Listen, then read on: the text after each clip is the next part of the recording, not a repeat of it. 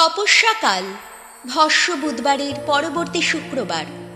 প্রথম পাঠ প্রবক্তা ঈশাইয়ার গ্রন্থ ৫৮ অধ্যায়, পদ সংখ্যা ১ থেকে ৯। দুঃখী দরিদ্রের সেবাই ঈশ্বরের দৃষ্টিতে প্রকৃত তপস্যা। ভগবান এই কথা বলছেন। এবার চাপা গলায় নয়, মুক্ত কণ্ঠে চিৎকার করেই বলে ওঠো। তোমার কণ্ঠ বিষাণের মতোই বাজতে থাকুক। আমার জাতির সকলকে তাদের সমস্ত অন্যায়ের কথা, যাকব বংশের সকলকে তাদের সকল পাপের কথা শোনাও এবার। তারা নাকি দিনের পর দিন আমায় খুঁজে বেড়ায়, তারা নাকি আমার পথের সন্ধান পেতে বড়ই ব্যাকুল। যেন তারা তেমনই এক জাতির মানুষ যারা ধর্ম পালন করে চলে, যারা কিছুতেই বর্জন করেনি নিজেদের ঈশ্বরের বিধান। আমার কাছ থেকে তারা নাকি পেতে চায় ধর্মময় নির্দেশ, তারা নাকি ঈশ্বরের সান্নিধ্য পেতে বড়ই ব্যাকুল। আমাকে তারা তো বলে, আমরা যে এতদিন উপোস করলাম তা কেনই বা দেখতে পাওনি? আমরা যে নিজেদের এতই কষ্ট দিলাম তা কেনই বা লক্ষ্য করনি? তার কারণ তোমরা তো উপোসের দিনেও নিজেদের স্বার্থেরই কাজ করে থাকো।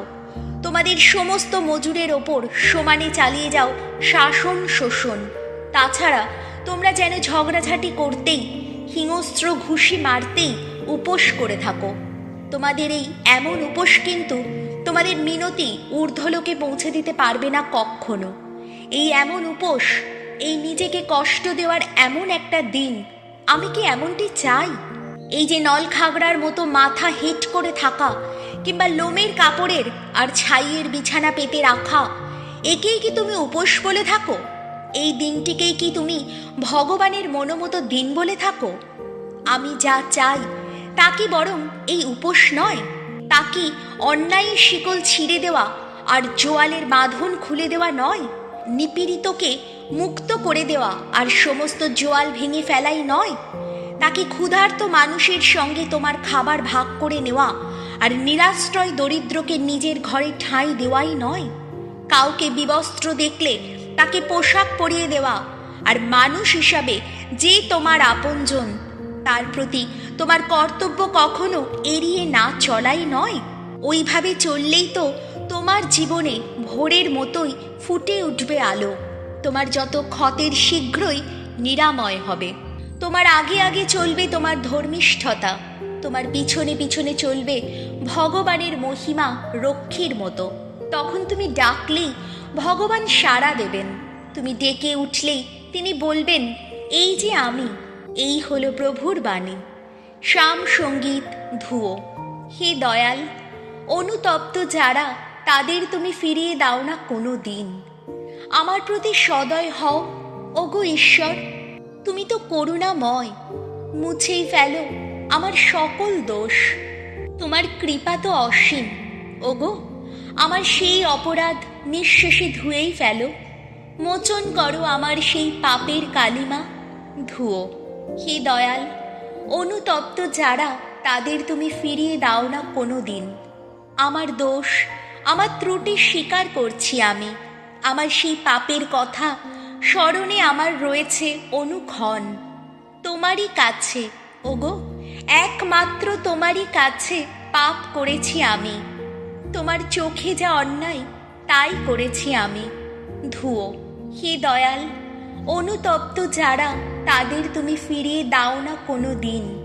আসলে তুমি যা চাও তা তো পশু বলিদান নয়, যা পেতে আশা করো তা তো পূর্ণাহুতির অর্ঘ্য নয়। ভগ্ন হৃদয়, এই তো তোমার কাছে গ্রহণীয় বলিদান ওগো ঈশ্বর। ভগ্ন দিন প্রাণ ওগো ঈশ্বর, তুমি তো উপেক্ষা করো না কোনো দিন, ধুয়ো।